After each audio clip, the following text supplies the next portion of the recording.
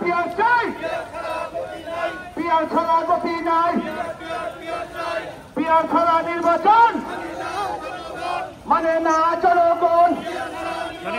Peer peer peer চাই, তোমার আমার ঠিকানা বিদেশ তোমরা রাখবো না। পিয়ার পিয়ার পিয়ার চাই, পিয়ার ছাড়া গতি নাই, পিয়ার ছাড়া নির্বাচন মানবে না জনগণ।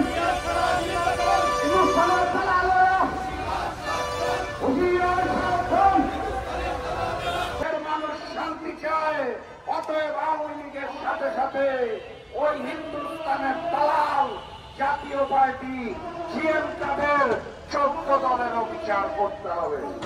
সংগ্রামী সাথী এবং বন্ধুগণ, একটি সফল গণঅভ্যুত্থানের পরে আমরা আশা করেছিলাম অন্তর্বর্তী সরকার জনগণের দাবি দেওয়া মেনে নেবে।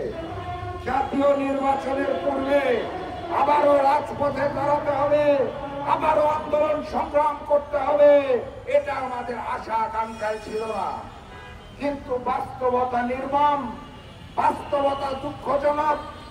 যখন দেশের জনগণ, যখন দেশের অধিকাংশ মানুষ ভবিষ্যতে আর স্বৈরাচার চায় না, মনোনয়ন বাণিজ্য চায় না, কালো টাকার ব্যবহার চায় না, পেশি শক্তির ব্যবহার চায় না, জনগণ যখন বলছে পিয়ার পদ্ধতিতে নির্বাচন করতে হবে, তখন অন্তর্বর্তী সরকার কথা শুনছেন না।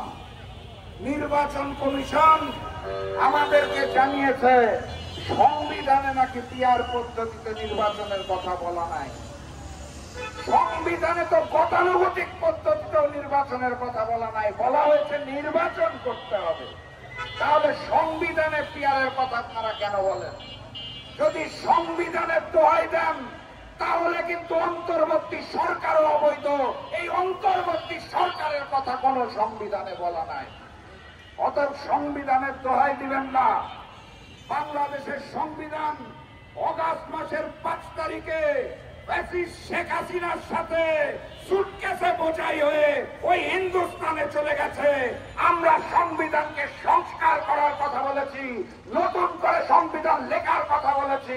অতএব জনগণের দাবি মেনে আগামী নির্বাচনে পিয়ার পদ্ধতিতে নির্বাচন করতে হবে।